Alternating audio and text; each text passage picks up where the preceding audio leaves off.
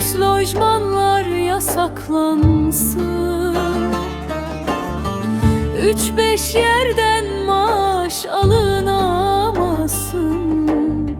Sahte sendikalar kapatılsın. İşsizliğe çare bulunsun. Çapulcu sığınmacılara dur denilsin. Mafya temizlensin, hukuk doğru